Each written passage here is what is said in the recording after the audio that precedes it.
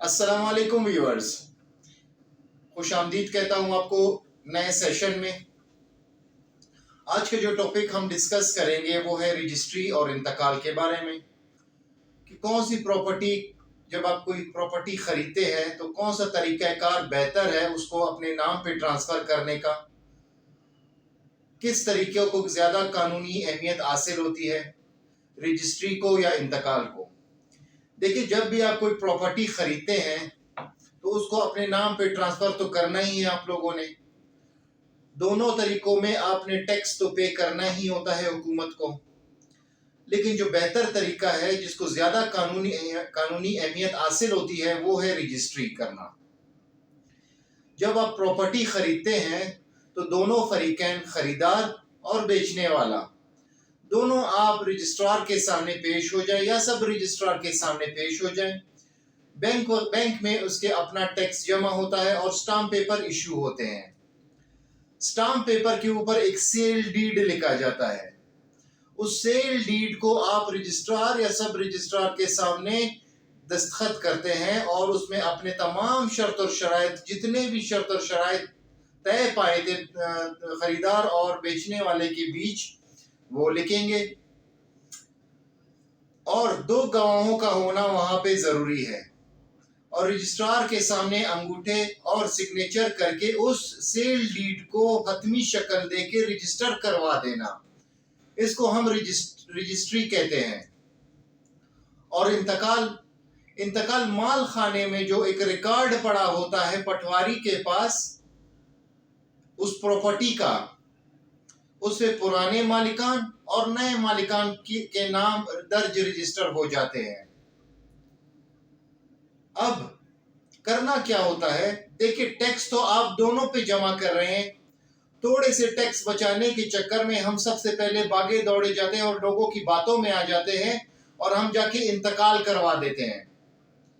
जब इंतकाल आप करवाते हैं तो इंतकाल में सिर्फ एक परफॉर्मा होता है। उस परफॉर्मे में ये होता है कि पुराना मालिक ये था और अब नए मालिक ने ये प्रॉपर्टी इतने मरले या इतने मुरब्बा फुट खरीद ली है, लेकिन इसी इंतकाल में उसकी और भी प्रॉपर्टी होती है और इसमें से जो हिस्सा आपने खरीद लिया होता है वो आ जाता है।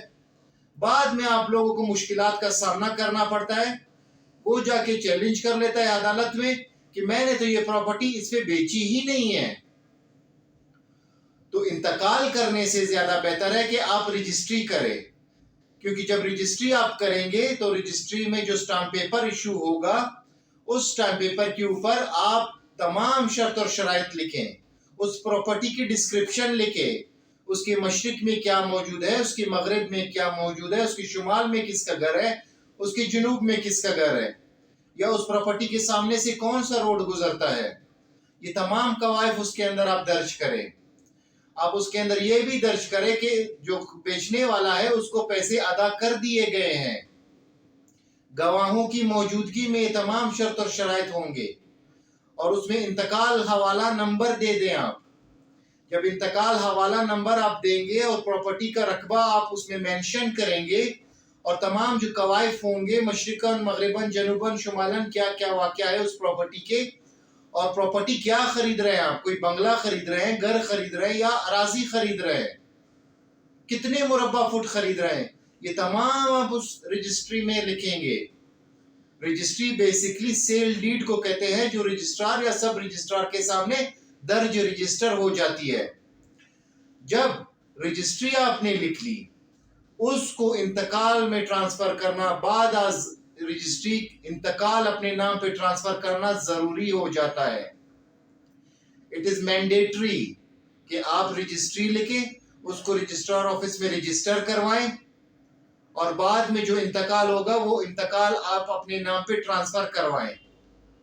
जब भी आप इंतकाल ट्रांसफर करेंगे, अगर रजिस्ट्री चंद टैक्स बचाने के लिए, चंद पैसे बचाने के लिए आप रजिस्ट्री नहीं करवाते, आप डायरेक्ट इंतकाल करवा लेते हैं, तो इंतकाल में तो ऐसा कुछ भी नहीं लिखा जाता, सिर्फ एक परफॉर्मा होता है जो मालखाने में होता है पटवारी के पास, जिसका रिकॉर्ड मौजूद होता है, रेवेन्यू रिकॉर्ड जिसको हम कहते हैं।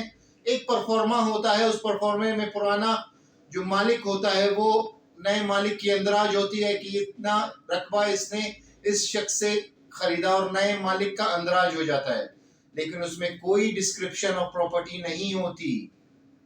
تو یاد رکھیے جو قانون میں جس ڈاکیومنٹ کی زیادہ اہمیت کا حامل ہوتا ہے وہ رجسٹری ہے۔ تو جہاں پہ آپ کروڑوں خرچ کر کے لاکھوں خرچ کر کے پراپرٹی خرید رہے ہیں تو چند ہزار بچانے کے چکر میں ڈائریکٹ انتقال نہ کروائیں، کیونکہ گھر بھی وہی کامیاب ہوتا ہے جس کی بنیادیں ہوتی ہے۔ یہ تو نہیں ہے کہ آپ نے ایک پراپرٹی خرید لی، اس پہ ڈائریکٹ رہنا ہے، دیواریں کڑی کر دی اور بعد میں کہتے ہیں کوئی بات نہیں، ہم نے تو ایسی رہائش اختیار کرنی ہے۔ اس میں جس گھر کی بنیادیں ہوتی ہے وہ زیادہ مضبوط ہوتا ہے، تو رجسٹری زیادہ مضبوط ہوتی ہے۔ رجسٹری چیلنجیبل نہیں ہوتی، کیونکہ وہ ایک اتھارٹی کے سامنے آپ رجسٹرار یا سب رجسٹرار کے سامنے ایک اتھارٹی جو ہوتی ہے اس کے سامنے آپ اپنے سگنیچر تھم وغیرہ لگا کے گواہوں کی موجودگی میں تمام پروسیس کرتے ہیں۔ تو چند پیسے بچانے کے خاطر آپ ڈائریکٹ انتقال نہ کروائیں، اور رجسٹری کروانے کے فوراً بعد آپ انتقال کروانا ضروری ہے اور آپ انتقال کروائیں۔ تو اس ٹاپک کے حوالے سے اگر کسی کو کوئی سوال پوچھنا ہو تو کمنٹ سیکشن میں وہ سوال پوچھ سکتا ہے۔ اگر کسی نے چینل کو سبسکرائب نہ کیا ہو اور نئے دیکھنے والے ہیں تو کائنڈلی چینل کو سبسکرائب کیجئے اور بیل کے آئیکن کو دبانا نہ بھولیے تاکہ انفارمیٹیو ویڈیوز آپ تک پہنچ سکے۔ So see you in the next session. Thank you very much.